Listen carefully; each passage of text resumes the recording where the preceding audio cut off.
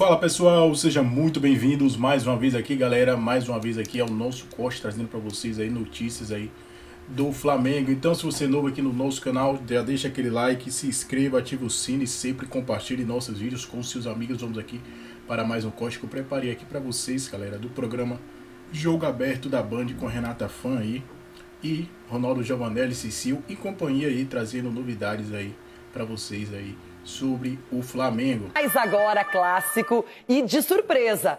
Quem imaginaria que o Vasco conseguiria segurar o Flamengo 0-0? Léo Jardim tava, na minha opinião, o nome do jogo. Foi. Um clássico em que os goleiros fizeram a diferença. Vasco e Flamengo se enfrentaram no Maracanã em um jogo bastante movimentado.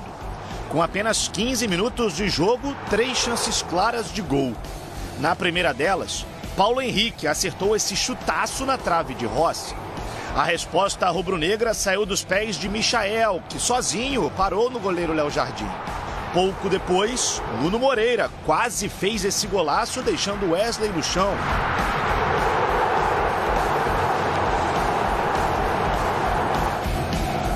Gerson foi o responsável pelas últimas oportunidades da primeira etapa. No segundo tempo, o jogo demorou a engrenar. A melhor chance vascaína foi nesse lance em que Verratti, com a mão, acertou a trave, mas o lance já estava paralisado. Sei que o Léo foi considerado o melhor jogador em campo, mas a gente criou também. Se tivesse um pouquinho mais de capricho ali, a gente poderia ter finalizado com gols. Depois foi a vez de Pedro tentar, mas Léo Jardim fez um milagre. Fizemos um jogo onde tivemos o domínio total, o domínio das chances, tivemos a bola. No último lance do jogo, Everton Cebolinha testou para o chão. Léo Jardim fez a defesa. Na sequência, Pedro, por pouco, não deu a vitória ao Flamengo. Fim de jogo, Vasco 0, Flamengo também 0. Fico feliz em poder ajudar, é claro que a gente queria a vitória, mas é um ponto que a gente não pode desperdiçar. Com o resultado, o Flamengo chega a 11 pontos em 5 rodadas, enquanto o Cruz Maltino soma 7 pontos. Agora, os dois times voltam suas atenções para competições internacionais. Na próxima terça-feira, o Flamengo vai até a altitude de Quito enfrentar a LDU pela Libertadores, enquanto o Vasco recebe o Lanús em São Januário pela Copa Sul-Americana. Não tem prioridade, cara. Não tem. Vamos com o melhor que a gente tiver para o jogo de terça. Então, ainda bem que a gente vai ter aí um dia a mais aí para dar uma respirada de um jogo para o outro. Né? Mas agora a nossa cabeça é sul-americana, é Lanús e vamos com o que a gente tiver de melhor. Jogo a cada 3 dias é desgastante. As lesões começam a aparecer.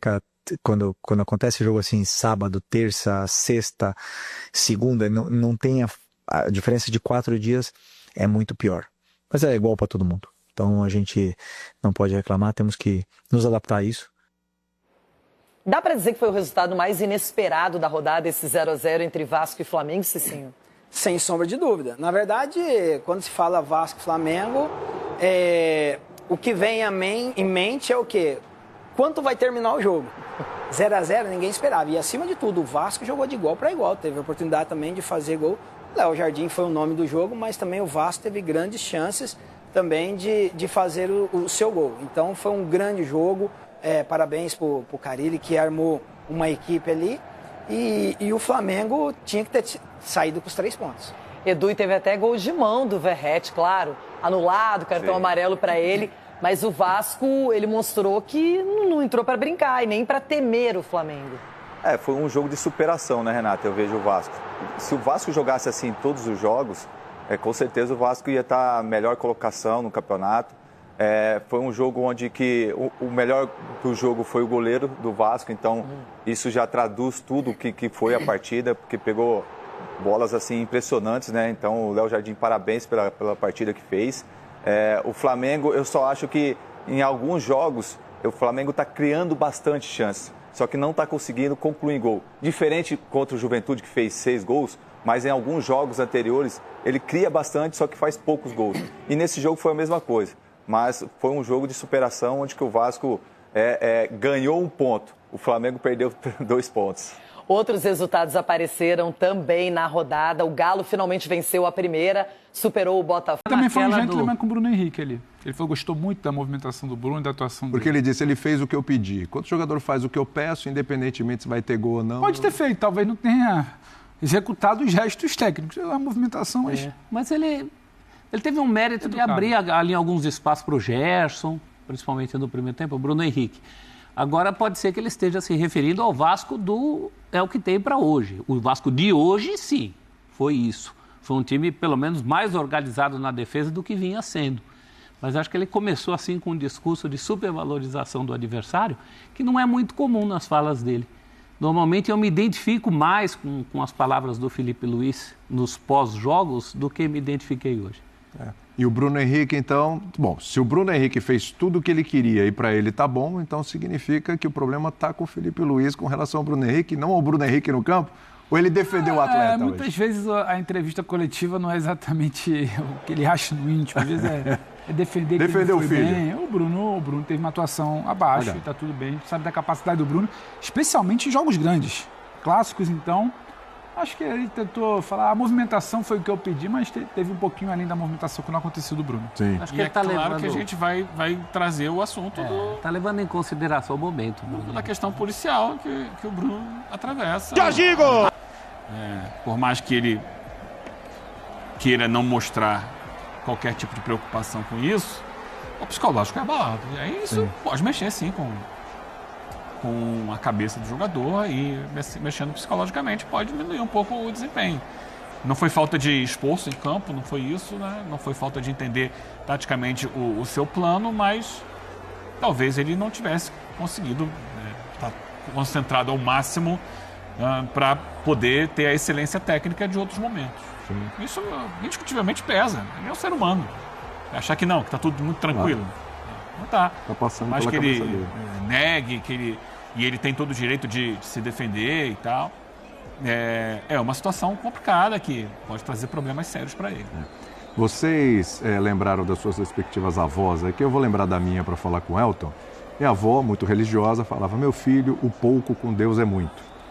E, falava isso. Essa também serve para hoje, hein? Pedro não é Deus, mas o pouco com Pedro tem sido bastante. O Pedro do Flamengo. Eu também não, muito menos. Também não. O pouco que ele jogou no meio de semana já foi suficiente para 2 gols, o pouco que ele jogou hoje já foi suficiente para uma ótima finalização. Aí não é finalização errada. A gente acabou de elogiar demais o Léo Jardim, né? Sim. E o Felipe Luiz falou sobre o Pedro, né?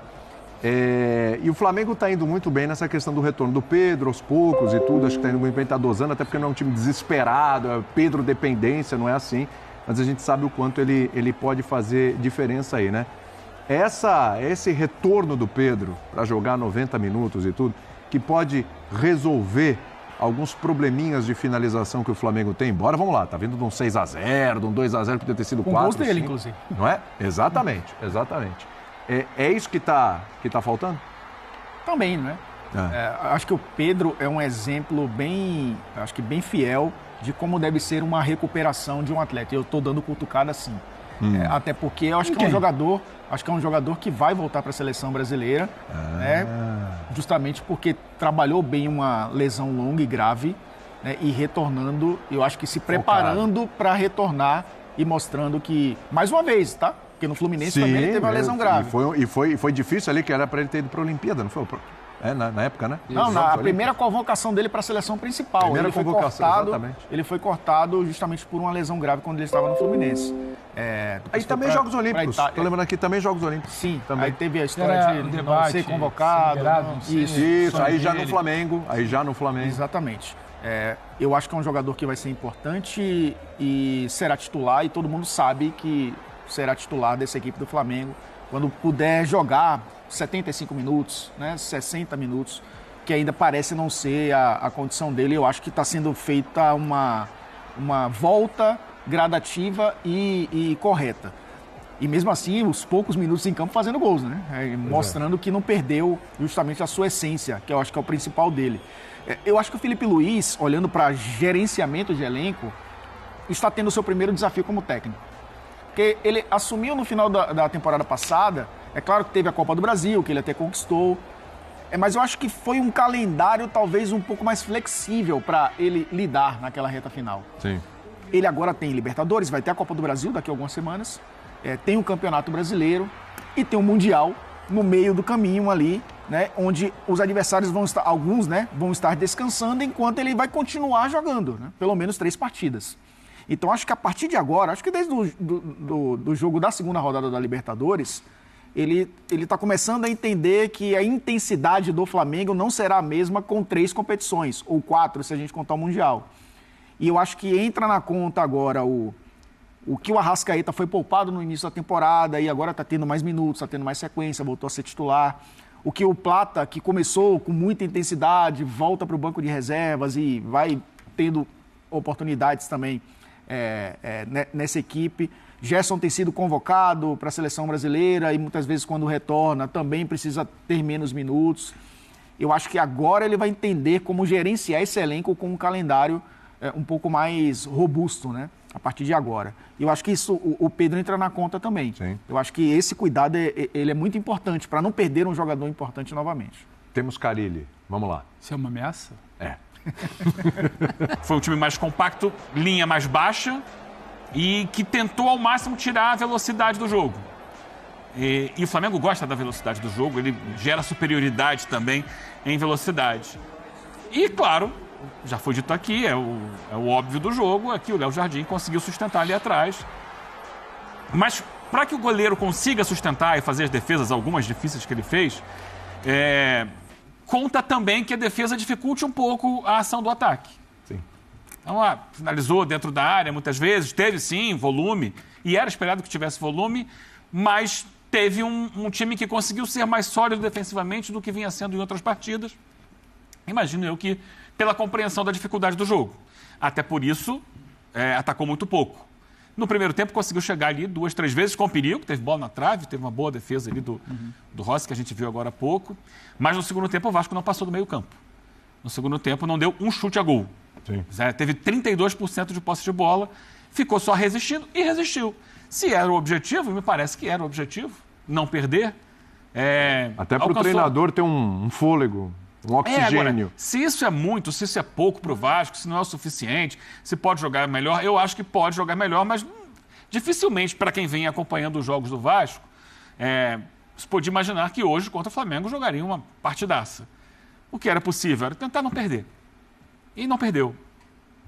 Eu acho que aí, seguir.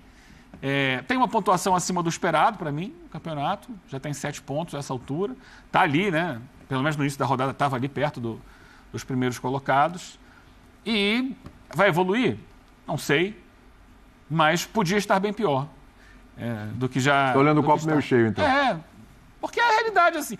Há uma expectativa... Muitas vezes se cria uma expectativa em torno do Vasco, que é, por exemplo, como disse o presidente lá, o Pedrinho, que tem um dos 8 melhores elencos. Não tem. Não mesmo. Absolutamente não tem. A realidade do Vasco é meio de tabela para baixo. E se conseguir ficar longe do para baixo... É algo que é mais perto da realidade e de uma boa temporada para o que é possível. Já o Flamengo não. O Flamengo precisava de mais. O Flamengo precisava encontrar mais soluções no jogo de hoje. Dominou, teve situações, mas não conseguiu tirar o Vasco lá de trás, por exemplo. Acho que em jogos como esse, você tem um adversário que está com a linha muito baixa, muito compacto. O ideal é você tentar fazer com que esse time saia um pouco mais em bloco para tentar trabalhar, nem que seja 2, 3 vezes no jogo, atacando espaço. O Flamengo vai muito bem atacando espaço e deu uma prova disso contra o Juventude. Sim. Mas também pode eventualmente perder a liderança do campeonato, mas tem muita coisa pela frente ainda. E tem o foco no jogo agora do meio de semana pela Libertadores. 2 jogam terça-feira. Né? O Flamengo vem de derrota em casa e precisa voltar a buscar pontos no jogo, para mim, mais difícil do grupo dele na Libertadores, no jogo fora de casa com a LDU. Aliás, terça-feira, rodada dupla. Você vai ver o Vasco pela Sul-Americana e o Flamengo pela Libertadores aqui na ESPN e também no Disney+. De qualquer forma, claro que a gente vai analisar o que vem aí pela frente para o Vasco, né, professor? Claro, o Vasco deveria encarar todo o jogo como se fosse o Flamengo, né? Porque com certeza ele venceria outras partidas que às vezes ele deixa pontos pelo caminho. Se ele encarasse o Ceará como ele encarou o Flamengo, talvez não tivesse perdido o jogo para o Ceará. O duro é ter um Flamengo todo dia. Mas acho que hoje, para o contexto, né? Jogo contra o Flamengo, expectativa de um jogo duríssimo. Muita gente falando, Flamengo, esse clássico aí vai ser goleado, porque teve um 6x1 ano passado, né? Vai ter goleada, cuidado e tal, time do Vasco, frágil. E um técnico ali perigando, cair, dependendo um pouco desse resultado, no frigir dos ovos ali, você olha o 0x0 e fala, tá bom, segue o barco. É pouco ou tá bom, professor? Tudo bem? Exatamente isso, William. Boa noite a você, aos companheiros, todos e todas que nos assistem. Olha que coincidência, sobre o Flamengo, eu ia começar minha fala exatamente com o ditado da minha avó. Opa, mais uma avó aí brilhando. Nós não somos primos e não somos irmãos. Mas todas as avós falavam. Só que minha avó era mais... Não é a mesma avó, né? É bom dizer isso. Não, então, a minha era a dona Irma, que era ainda mais fatalista. Ela dizia, dia de pouco, véspera de nada.